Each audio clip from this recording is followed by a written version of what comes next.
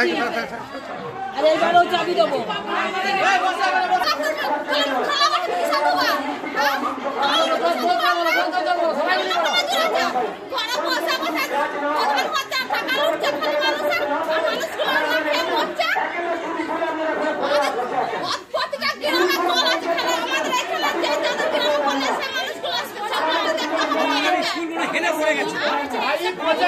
কারণ আমরা বিগত আজাপুর পঞ্চায়েতকে বারবার এটা নিয়ে 3 বার ডেপুটেশন দেওয়া হয়েছে, প্রধানকেও বলা হয়েছে যে সাধারণ মানুষের যে সমস্যাগুলো আপনারা দূর করুন।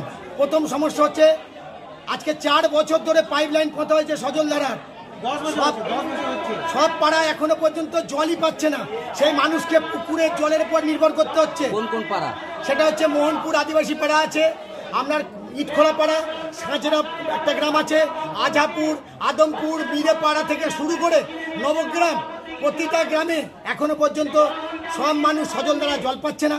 মাঠের ড্রেনগুলো বুঝে যাওয়ার ফলে এই বর্ষা আসছে, গরিব মানুষের মাটির বাড়িগুলো সব ভেঙে যাচ্ছে, জল পাড়া পর্যন্ত জল ডুবে যাচ্ছে। প্রশাসনের তরফ থেকে নজর দিচ্ছে না? প্রশাসনকে আমরা বারবার বলেছি, লিখিত করেছি, ওনারা ডেপুটেশন নেয়, জমা দেয়, আর গুরুত্ব দেয় না। তাই এবারে আমরা বলেছি আমরা ডেপুটেশন দেবো, আমাদেরকে লিখিত আকারে আমাদেরকে কথা দিতে হবে। এই ঘর না পাওয়ার কারণটা কি, বা জল না পাওয়ার কারণটা কি, সেটা ওনারাই জানেন কি কারণে এখনো পর্যন্ত কাটমানি।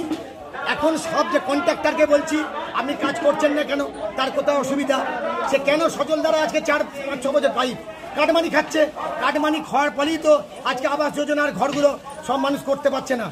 আপনারা বিশ্বাস করবেন না, এক একটা এলাকায় 10,000 টাকা, 10,000 টাকার কাটমানি ঘর করতে গেলে 100 দিনের কাজেও সেখানেও কাটমানি। সব মানুষ এখন 100 দিনের কাজ করে তাদের মানে পারিশ্রমিকটা পর্যন্ত পাচ্ছে। অথচ আজকে তৃণমূলের নেতারা তাদের বাড়িতে দেখুন এসি থেকে শুরু করে সমস্ত কিছু তারা ইয়ে করেছে। আপনাদের দাবিটা কি মূলত এখন? দাবিটা হচ্ছে সব বাড়িতে সজলধারার জল দিতে হবে, 100 দিনের কাজের টাকা দিতে হবে। সবাইকার আবাস যোজনার ঘর পাচ্ছে না কেন, এবং মাঠের যে নালাগুলো ড্রেনগুলো বুঝে গেছে সেগুলো আজকে বিগত 4-5 বছর সংস্কার হয়নি, সেগুলো সংস্কার করতে হবে। এই যে এলাকাতে আপনাদের পুকুরের জল ব্যবহার করার কথা বলছি, পুকুর বাদ পুকুর ব্যবহার করছেন কেন? পাড়ার কলগুলো খারাপ হয়ে গেছে, আমরা বারবার পঞ্চায়েতকে বলছি আপনারা কলগুলো বাগান। কোন কোন এলাকায়? সাঁচেরা, মোহনপুর, আজাপুর, খোলাপাড়া, এমনকি ঠান্ডা কলের পানীয় নিয়েও আমাদের যারা বিরোধী, সব থেকে বড় একটা অভিযোগ আমাদের এখানে 8টা বিরোধী আছে, বিরোধী দলনেতা বামফ্রন্টের, ওনাদের এলাকায় ওনারা কাজ করবেন না। টাইমের পর টাইম তার এলাকায় শশাঙ্ক ভূমিক বলে একটা আমাদের সদস্য আছে খোলাপাড়ায়, তার পাড়ায় এখনো ঠান্ডা কলে জল হয়নি। আমরা এটা নিয়ে ডেপুটেশন দিয়েছি, তার পাড়ায় এখনো জলের পাইপ লাইন বসেনি। কেন এটা হবে? আগেও তো বিগত আমরা পঞ্চায়েত দেখেছি, আর অথচ পঞ্চায়েতে যখন আপনি একটা ঘর করবেন তার জন্যে মোটা টাকা কাটমানি দিতে হয়, সেটা 1000 টাকা হতে পারে, 500 টাকা হতে পারে। আজকে প্রধানের কোনো ভূমিকা নেই, তা আমরা বারবার এইভাবে ডেপুটেশন দেবো। এখন কি করেছে? এখন আমরা তালা দিয়ে রেখেছি। আমরা প্রধানকে এইটাই বলতে চাই, আপনি বিডিও, এসডিও, আপনার যে উপর লেভেল আছে তাকে ডাকুন। আমরা 15 দিনের মধ্যে লিখিত চাই, মুখের কথা না। 15 দিনের মধ্যে সাধারণ মানুষের যেটা সমস্যা এগুলো আপনাকে দূর করতে হবে। আপনার নাম? আমার নাম স্বরূপ ভট্টাচার্য। কোথা থেকে আসছে? আমার এখানেই বাড়ি, আমি আজাপুর পঞ্চায়েতের ডিআইএফআই এর সাধারণ সম্পাদক। আপনি যে বললেন আমার পঞ্চায়েতে সাধারণ মানুষ এসেছে, সাধারণ মানুষ না, একটা রাজনৈতিক দলের পক্ষ থেকে মার্ক্সবাদী কমিউনিস্ট পার্টি তাদের স্লোগান দিতে দিতে তারা ঢুকলো এবং বেরোলো। এটা একটা রাজনৈতিক দলের তরফ থেকে হয়েছে, কিন্তু প্রত্যেক দলের একটা শিষ্টাচার আছে। একটা সরকারি অফিসে যদি দাবি দেওয়া জন্য যাওয়া হয় তাহলে সেই অফিসে অন্তত 4-5 দিন আগে জানাতে হয় সেই অফিসের প্রধানকে যে আমরা বিভিন্ন দাবি দেওয়া নিয়ে আপনার পঞ্চায়েতে একটা ডেপুটেশন দেবো এই ডেটে, এই তারিখে।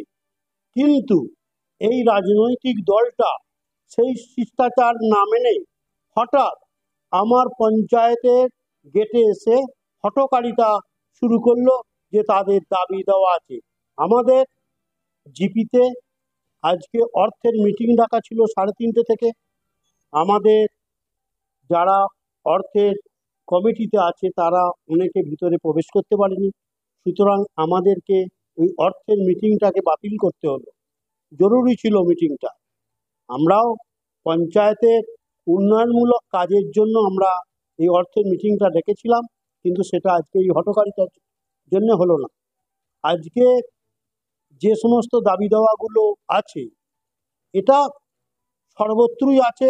আমরা আপ্রাণ চেষ্টা করছি, গ্রামে গ্রামে পানীয় জলের নলকূপ বসানো হয়েছে, সেগুলোকে সংস্কার করা হচ্ছে ওন ফান্ডের মাধ্যম থেকে। পিএইচই দপ্তরকে জানিয়েছি, তারা কাজ শুরু করেছেন। আজকে আজাপুর অঞ্চল একটা বিশাল এলাকা, 26টা সংসদ, প্রত্যেক সংসদেই কম বেশি করে সমস্যা আছে, তা সেগুলোকে মেটানো হচ্ছে। ওরা চাইছে যে আজকেই আমাদের সমস্যাটাকে মিটিয়ে দিতে হবে। আমার অঞ্চলে 26টা সংসদ আছে, একটা একটা এলাকা থেকে ধরে কাজ হচ্ছে, পিএইচই দপ্তর কাজ করছে। ওনারা যে সমস্ত দাবিগুলো বলেছেন, ওনাদের দাবিগুলো আমরা জামালপুর পিএইচই অফিসে এবং জামালপুর সমষ্টি উন্নয়ন আধিকারিক দপ্তরে পৌঁছে দিয়েছি। সমস্ত এলাকায় কাজ হবে, আগু পেছু করে হবে।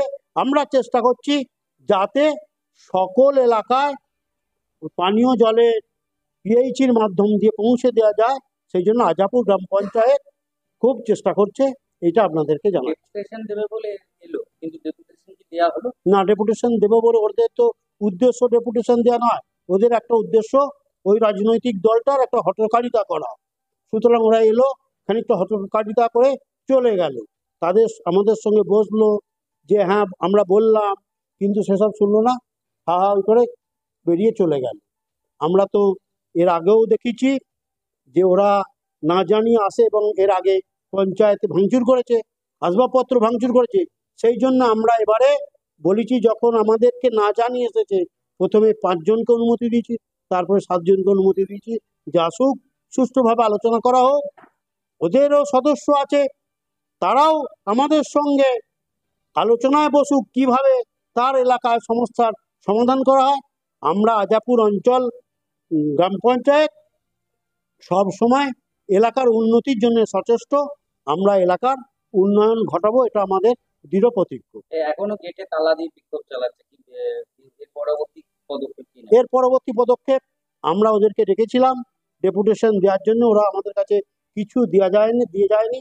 এরপর আমরা প্রশাসনকে বলবো যে আমাদের সরকারি স্টাফেরা যাতে এখান থেকে বেরিয়ে যায়, তার সুব্যবস্থা করার জন্য। আপনার নাম? আমার নাম অশোক কুমার ঘোষ,